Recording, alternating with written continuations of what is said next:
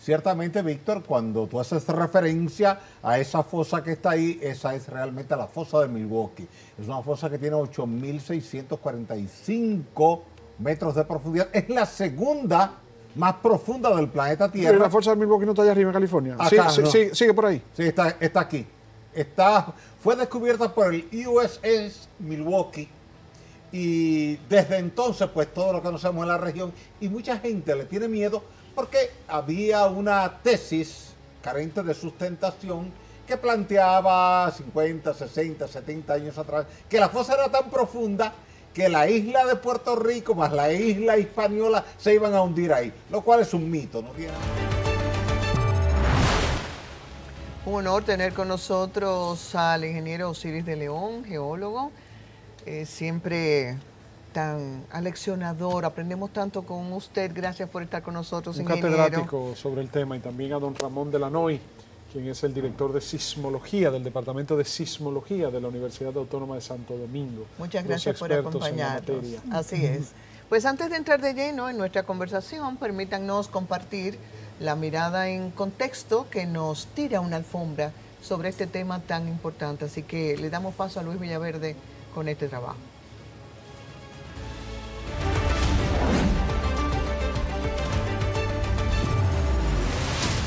La República Dominicana está ubicada en una de las áreas con mayor actividad geológica de todo el planeta. Para muestra de ello están los grandes terremotos que han ocurrido en los alrededores de la República y en la misma isla de la Hispaniola en los últimos 25 años. Terremotos como el de Nagua de la década de los 40 o el de Puerto Plata del 2003 o el de Puerto Príncipe del 2010 o hasta el de Jamaica de este año nos recuerdan lo inclementes que pueden ser estos fenómenos, sobre todo en lugares donde hay vulnerabilidades e inobservancias de las normas sísmicas. Sin embargo, pese a las grandes sacudidas que ha realizado la capa terrestre en las cercanías de Santo Domingo, aquí solo se puede observar cómo las personas hacen cada vez más caso omiso a las advertencias mismas que la misma tierra les genera, así como también los organismos de seguridad y de protección ciudadana, y continúan construyendo apartado de los protocolos más bajos en cuanto a la seguridad de las estructuras de los inmuebles. Placas como las del Caribe, Norteamérica, la de Cocos y la de Suramérica pujan constantemente amenazando cada vez más la ocurrencia de un terremoto en estas latitudes que desde hace décadas se espera que impacten en el país. No obstante, algunos geólogos consideran que cuando ocurra ese terremoto, la cantidad de energía que tendrá acumulada en las placas y las zonas tectónicas cercanas a la parte de Quisqueya producirían un terremoto de grandes magnitudes y con muchos hechos lamentables.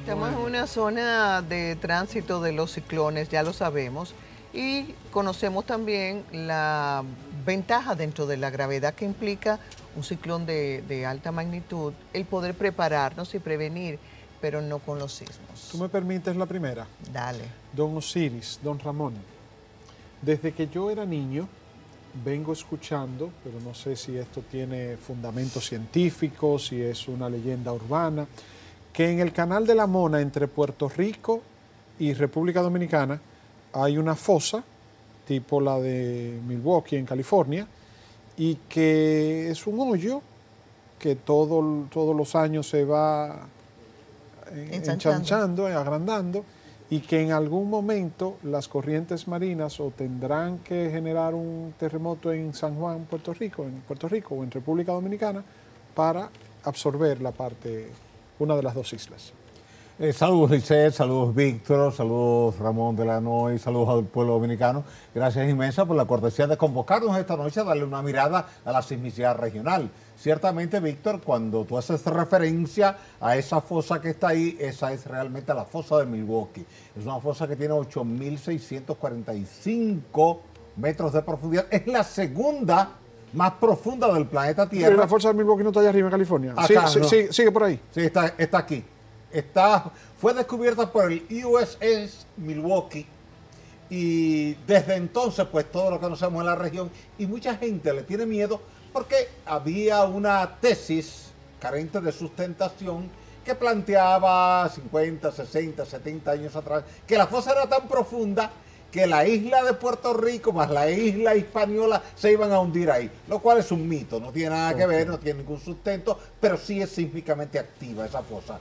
Allí la placa tectónica de Norteamérica penetra por debajo de la placa tectónica del Caribe, acumula mucha energía y ya en el pasado ha generado grandes terremotos que han afectado a Puerto Rico, sobre todo en la parte norte, en la parte de San Juan, y a nosotros afectarnos evidentemente nuestra costa este, que es la zona de Punta Cana, Cap Cana, Macao, Miches, Nisibón, Sabana de la Mar, y por eso siempre estamos muy pendientes a eso. Por eso yo creo que al final del día, todo lo que es la sismicidad regional del Caribe, tanto la falla Hispaniola Norte, que fue la que provocó el terremoto del 4 de agosto de 1946, de magnitud 8.1, con un tsunami que asoló a la comunidad de Matanzas, y un terremoto réplica 4 días después de magnitud 7.6 que multiplicó los daños, más la falla que tenemos en la parte sur, que fue la que provocó el terremoto de Puerto Príncipe, Haití, el 12 de enero del 2010,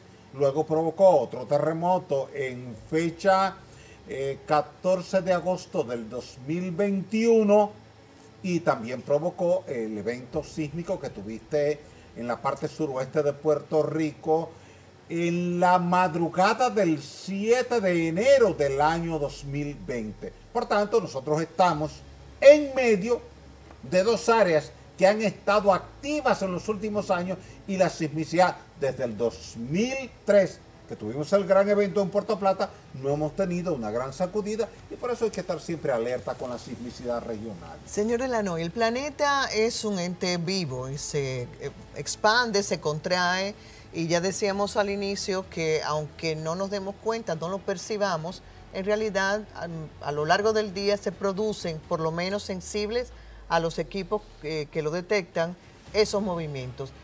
¿Cuántos se detectan al día en el Instituto Sismológico de la Universidad Autónoma de Santo Domingo?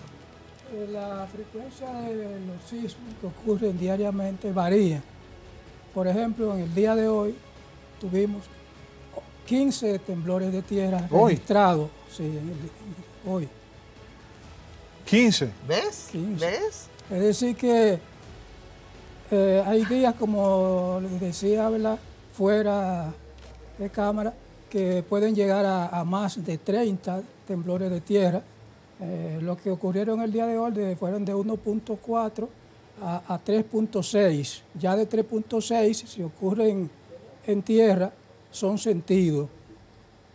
Después de 3.5, las personas pueden sentir los temblores. Menores de ahí normalmente no son percibidos por las personas, pero aún siendo tan pequeños puede producir en construcciones débiles grietas. Claro, claro. Decía que ya sabemos que no se pueden predecir. Esa actividad constante puede ser, no obstante, un signo de alerta de que en cualquier momento pudiera producirse algo mayor. Muchas veces sí. Así ha ocurrido en el pasado.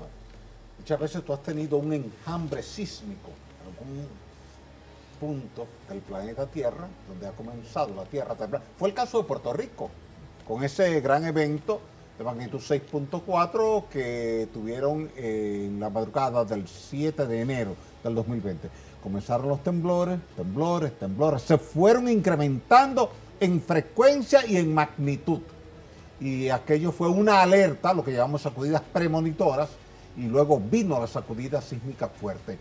Por eso en muchas partes del mundo siempre hay monitoreos, están los institutos sismológicos que llevan un registro permanente, claro, y cuando ven que hay un enjambre sísmico, que es como se le define técnicamente, pues se le avisa a los organismos de socorro para estar alerta por si eso es un evento previo a un gran evento sísmico que puede ocurrir, porque se trata de corteza terrestre, acumulación de energía, y si hay un proceso de ruptura en avance, comienza a manifestarse con pequeñas rupturas. Cada pequeña ruptura es un microtemblor que lo registra la instrumentación, a veces lo registra el cuerpo humano porque es de mayor magnitud, pero nos da una guía referencial de que hay que prestarle atención a esa zona. Osiris, Con los avances de la tecnología y estos temas de la inteligencia artificial y todas estas herramientas tecnológicas, ¿será posible en un futuro cercano predecir los terremotos? Sí. De hecho, Japón está trabajando en eso, China está trabajando en eso, Chile está trabajando en eso. Así como se pueden predecir los ciclones. Se ha podido probar, bueno, de hecho, Google está trabajando con eso. La red hoy día de comunicación por internet, todo ese cableado que une el planeta, se está utilizando para ese monitoreo y para pulir el método antes de darlo a conocer de manera oficial. Pero sí se ha podido comprobar que en ese cable de fibra óptica que lleva voz y data, que va por el fondo del mar, cuando converge con zonas de tecnonismo activo, horas antes de un evento sísmico, la polaridad de la señal cambia. Cambia de positivo a negativo y eso hace evidentemente que haya servido de alerta en algunos casos. De hecho, ese gran terremoto que hubo cerca de Jamaica en el 2020, 10 después del de Puerto Rico, fue registrado previamente por cambio de polaridad con la instrumentación que tienen los sistemas de comunicación de Internet. Interesante. Y por eso entonces se está monitoreando ese cableado que va desde Los Ángeles, California, hasta Santiago de Chile. Porque como es una zona muy activa desde el punto de vista de la sismicidad, se tiene un monitoreo permanente. Pero también hay una situación particular que se da. Y es que se ha podido probar que horas antes y a veces días antes de un evento sísmico, en una zona determinada de la corteza terrestre donde se está produciendo una ruptura de la corteza terrestre, se produce una perturbación del campo electromagnético a nivel local. Y que esa perturbación del campo electromagnético, si tú logras monitorearla a través de micromagnetómetros en toda esa franja, tú puedes identificar desde dónde hasta dónde se está produciendo la perturbación electromagnética y eso puede ser la señal para indicarte a ti de dónde a dónde se está produciendo una ruptura sísmica que va a derivar en un gran terremoto para la región. Se está trabajando en eso hace varios años. La actividad humana como la extracción de combustibles fósiles o alguna otra, ¿tiene alguna incidencia en esos movimientos telúricos? Sobre todo las perforaciones en el mar para el tema del petróleo. También. No creo realmente en esto de que esto pueda incidir, ya que para que se genere un gran terremoto, ¿verdad?, se libera una gran cantidad de energía. Es decir, la energía que se libera en un terremoto, no creo que con una perforación de... Pero yo no quiero decir que la perforación per se, sino que si eso en el tiempo, porque eso va cambiando el sustrato de la tierra o no. Es decir, la extracción de esos combustibles, minerales y demás. Incluyendo las tierras raras. Bueno. La magnitud de los bloques que se mueven cuando ocurre un temblor de tierra no es comparable con la cantidad de petróleo o de mineral que se trae en una zona. O sea, es mínimo, no amenaza, no genera ninguna situación. Y entonces, ¿qué pudiera estar fomentando? Los terremotos, exacto, es el calor interno del planeta Tierra. El calentamiento global. Tú vives en una corteza terrestre, que es la envoltura exterior, la roca que ya se enfrió. Pero en la medida en que tú vas avanzando hacia el interior de la Tierra, llegas a un núcleo que está derretido, fundido, que está a 5.500 grados Celsius. Eso es lo que genera la corriente convectiva magmática que mueve las placas tectónicas, chocan o se van de lado, acumulan energía y cuando rompen la roca o rebotan la roca es cuando viene el sismo. Lo que quiere decir que si en algún momento el núcleo de la Tierra se enfría, ese día se acaban los terremotos. Pero espérate, Osiris. Pero eso no va a pasar. No, por ahora no. Pero en Marte ya ocurrió, ya en Marte, fíjate que ya en Marte tú no tienes eventos sísmicos importantes, salvo un meteorito que impacte y el equipo lo registre porque el núcleo se enfrió.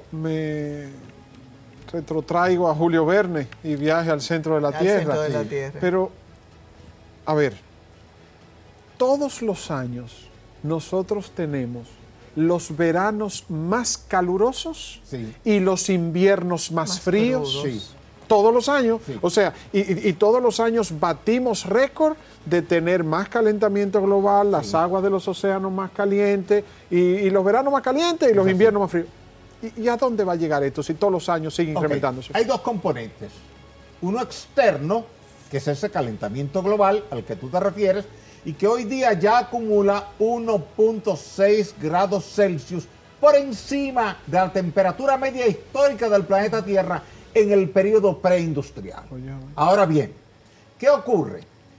Ese calor derivado del calentamiento global incide en tormentas, en huracanes, en el fenómeno del Niño, el fenómeno de la Niña, lluvias torrenciales, inundaciones, es decir, a lo externo del planeta Tierra. Mientras que el calor interno, el del núcleo, que es muy alto, ese incide en los terremotos. En tal virtud, tú lo divides en dos componentes. El externo, vinculado con el clima y con lo que es la dinámica que genera tormentas, huracanes y lluvias, esa convectividad.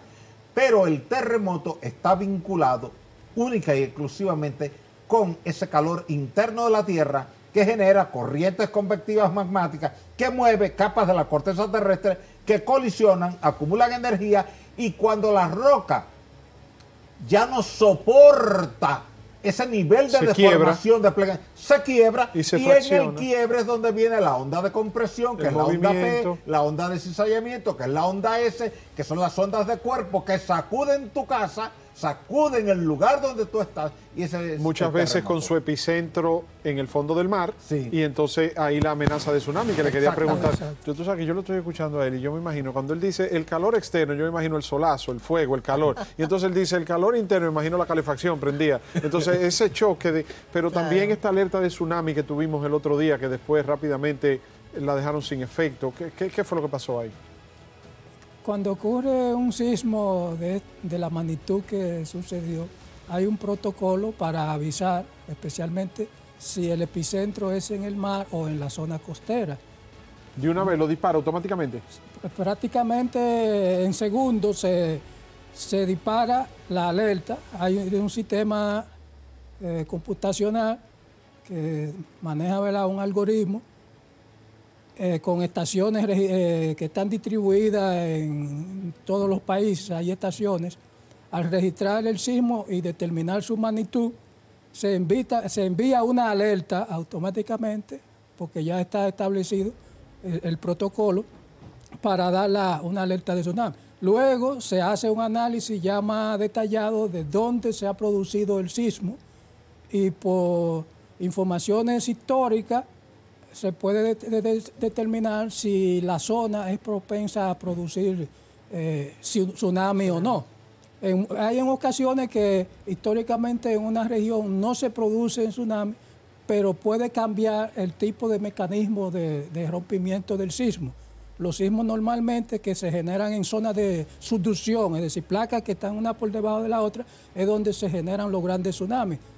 El lugar donde ocurrió es una zona de cizallamiento, es decir, una falla de deslizamiento de este tipo, y ahí lo que se generan son pequeños tsunamis o mini tsunamis que por lo tanto, entonces, determinado esto, entonces se llama a la no continuación de la ley. Creo que el momento es oportuno, perdón, la interrupción, ingeniero, para hacer este comentario.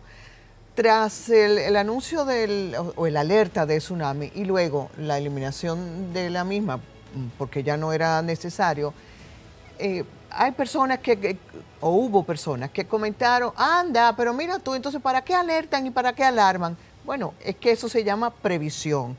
Y ruéguele a Dios Todopoderoso que nunca tengamos que vivir un tsunami como el que se vivió en Indonesia Que no hagan de hace sorpresa. relativamente pocos años. Es mejor tener la alerta y no necesitarla, y como, o sea, tenerla y que no se cumpla, y no que venga el fenómeno y uno no estar preparado. Es correcto, entonces es un tema también de educación y de orientación. Así es que hay dos componentes. Hay uno que es preventivo, que es precautorio, como explicaba Ramón Delanoy.